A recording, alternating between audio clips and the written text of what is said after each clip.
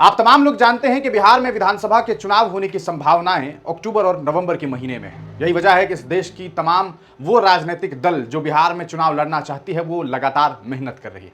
आप देख रहे हैं कि बिहार में एक तरफ आई इंडिया महागठबंधन, तो दूसरी तरफ एनडीए महागठबंधन, तो तीसरी तरफ एक अलग मोर्चा भी देखने को मिल रहा है। वहीं अगर आप तस्वीरों को देखने की कोशिश करेंगे तो कहीं आपको प्रशांत किशोर की पार्टी जनसुराज देखने को मिलेगी, जो इस बार पहली बार विधानसभा का चुनाव सीधे तौर पर लड़ने वाली है। वहीं दूसरी तरफ असदुद्दीन ओवैसी की पार्टी ऑल इंडिया मजलिस इत्तेहाद मुस्लिमीन है, जो यकीनन एनडीए महागठबंधन के साथ साथ इंडिया महागठबंधन के प्रत्याशियों को काफी परेशान कर सकते हैं। आप जानते हैं पिछली बार विधानसभा चुनाव में सीमांचल में असदुद्दीन ओवैसी की पार्टी ऑल इंडिया मजलिस इत्तेहाद मुस्लिमीन को शानदार कामयाबी मिली थी। उनके मेंबर जो थे वो 5 विधायक जो है चुनाव जीत करके आए थे। लेकिन आपने देखा बाद में उनके साथ क्या हुआ। उनके पार्टी के उन विधायकों ने उनके साथ दगाबाजी की और 4 लोगों ने इनका साथ छोड़ दिया और वो सब लालू प्रसाद यादव के साथ चले गए और तेजस्वी के साथ मिल गए।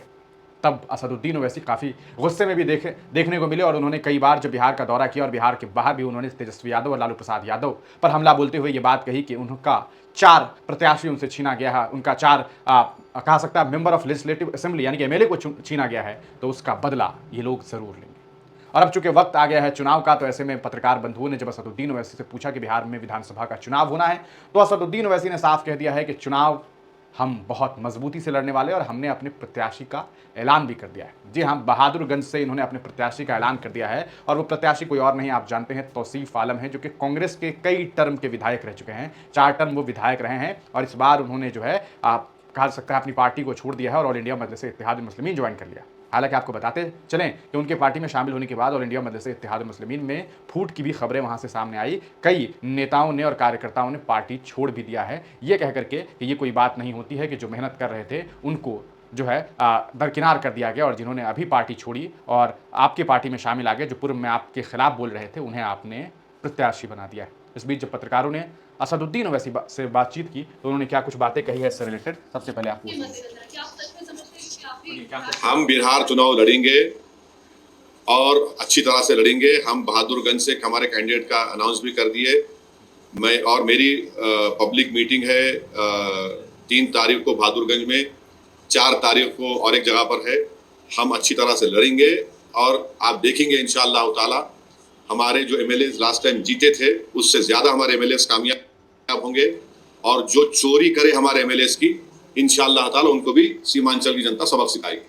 बिहार के इलेक्शन मद्देनजर रख के ये लाया गया, ये सवाल का जवाब ये दे दिया मैं बिहार का जवाब मैं ऐसे दिया। अब आप जैसा चाह रहे मैं कैसा दूंगा? क्या असर होगा? हाँ, क्या इस बार असर होगा? आप देखेंगे। अब हम देखिए बहादुरगंज में हमारी जनसभा है, असर देखेंगे आप।